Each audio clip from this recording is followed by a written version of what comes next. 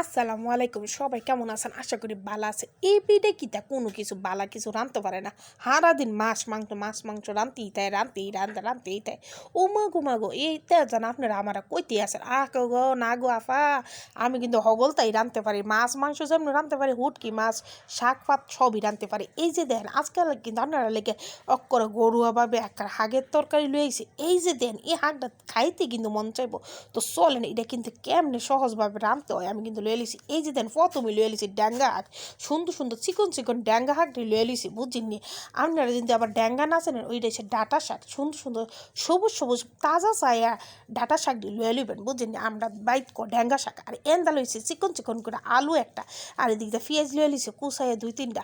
তারপরে এই যে দেখেন কাঁড়ালের বিচি করতে তোমার লইছি মানে এই শিলপাটার মধ্যে আর এন্দা লয়ে লিছি মাছ, চিংড়ি মাছ। এই চিংড়ি মাছটা দিয়ে কিন্তু রান্না কিন্তু শাকটা অনেক মজা লাগে। এই যে দেখেন করে আমরা বানবার একটা জনপ্রিয় খাওয়ন কিন্তু এইটা কিন্তু খাইতে খুবই মজা লাগে, সবাই কিন্তু খুবই পছন্দ করে। আর এইটা উইলে এক করে ফ্যাটটা বইটা করে একটা থাল ভাত আপনারা করে চারতেই খাইয়ে নেবেন। তো এই কথা কইতে কিন্তু আমি কড়াইটা বুয়াই দিয়েই কিন্তু এন্দা আমি আবার পেঁয়াজটা করে বকর মাইরা দিয়ে দিছি, বুঝিনি? বকর মাইরা দেওয়ার পরে তেলটা দিয়ে গরম হয়েছে না, তারপরে তাতে গিয়েছে চুলার মধ্যে আগুন দিয়ে দিছে। আর এই যে দেখেন জাকানাকা কইরা পেঁয়াজটা লাল দিতেছে। আর এদিকে 1 কাপ মানে 1 চামচের মতন মানে রসুন বাটা দিয়ে দিছি, দিয়ে আবার বক্কর দিয়ে একটু পানিও দিয়ে দিছি। এইবার দিব মশলা, এইবার দিছি হলুদ, তারপর দিব মরিচ, তারপর দিব লবণ, কি তাকন সব দিয়া, আর এই দিকে দিব ধইনার গুঁড়া দিয়া জাকানাকা কইরা লাড়া দিতে আসি। এই রান্নাটা কিন্তু আপনারা একেবারে সহজ আর তাড়াতাড়ি হয়ে যাবো, 10 মিনিটে কিন্তু এই শাক রান্নাটা একদম সুন্দর হয়ে যাবো। আর আপনারা কিন্তু অবশ্যই শাকটা একটু তরতাজা লইয়া লইবেন। আর এই যে দিয়ে দিছে কাঁঠালের বিচি দিয়ে, আর এদিকে দিছে আলু।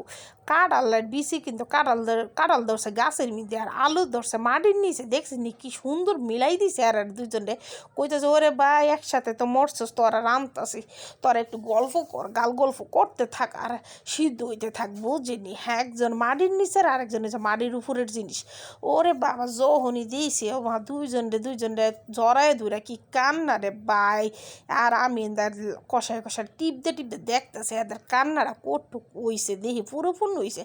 এখন কিন্তু আমি এর মধ্যে আবার একটা জিনিস দেবো, দাঁড়ান দেখাইতেছে আপনারা কি।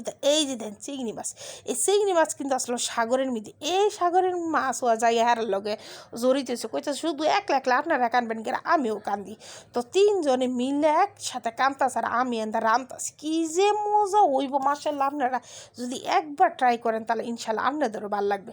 এইদিকে দেখেন আমার মশলা কিন্তু কষানো হয়ে গেছে, 5 মিনিট কষানোর পরে কিন্তু আমি শাকটা বালা করে ধুইয়া তারপরে কিন্তু এখন বক্কর করে কড়াইটা আমি দিয়ে দিব, কারণ শাক ধুইয়া যদি দিয়ে দেন শাকের যে পানিটা উঠে, সেই পানির দিয়ে কিন্তু আপনারা শাক রান্ধা হয়ে যাবো। এই যে দেখেন সুন্দর করে দিয়ে আমি উল্টাইয়া পাল্টাই দিতেছি, দেখছি নিয়ে।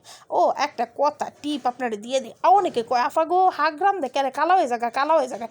এই যে দেখেন আমার শাকটা যেমন সবুজ ছিল, রান্নার পরও সবুজ থাকবো, কারণ হচ্ছে এইটাই যে আমি যে কষাই আলু দিয়ে আর এই কাঁঠালের বিচি ঢাকনা দিয়ে ডাইকা রাঁধছি, শাক দেওয়ার পরে কিন্তু আমি ডাইকা দিতাম না, কারণ ডাইকা দিলেই কিন্তু আপনার শাকটা একবারে সবুজের থেকে কালা হয়ে যাবো গা, মাংসের রান্ধে কালা হয়ে যাবে। আর আমার শাকটা দেখছেননি কি যে সুন্দর সবুজ রয়ে গেছে। এইটা কিন্তু আপনার সুন্দর একটা টিপস দিয়ে দিছি, যারা জানেন না, যারা জানেন তা জানেনি।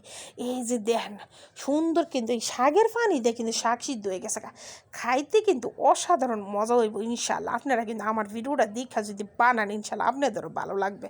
আর আমার ভিডিওটা কিন্তু প্লিজ ভালো লাগলে লাইক শেয়ার কমেন্ট এবং সাবস্ক্রাইব করতে একদম ভুলবেন না, পাশে থাকা বেল আইকনটা অল দিয়ে দিবেন, যেন আপনারা কাছে করে ভিডিওটা ছাড়লে যেন বক্কর দায় পড়ে। আর যারা ফেসবুক পেজ থেকে দেখতেছেন তারা একটু ফলো দিয়ে দিবেন, একটু বন্ধুদের লগে একটু শেয়ার করে দিবেন।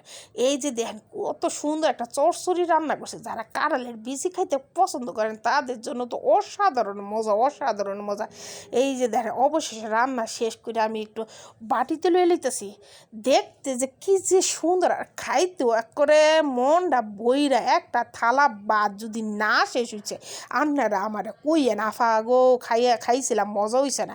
অবশ্যই আমার টিপসগুলো কিন্তু ফলো রাখবেন, আর একটু ডাইকা রাখবেন না, এই শাক কিন্তু ডাইকা রান্না করলে ভালো লাগে না। এই যে দেখেন ফাইনালি কতটা সুন্দর।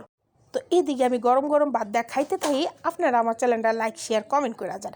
তো আজকের মতন এইখানে বিদায়, আল্লাহ হাফেজ। আর কেউ ভুল ত্রুটি থাকলে অবশ্যই ক্ষমা দৃষ্টিতে দেখবেন, আর কেউ খাবার নষ্ট করবেন না, এইটাই আপনাদের কাছে অনুরোধ। আল্লাহ হাফেজ।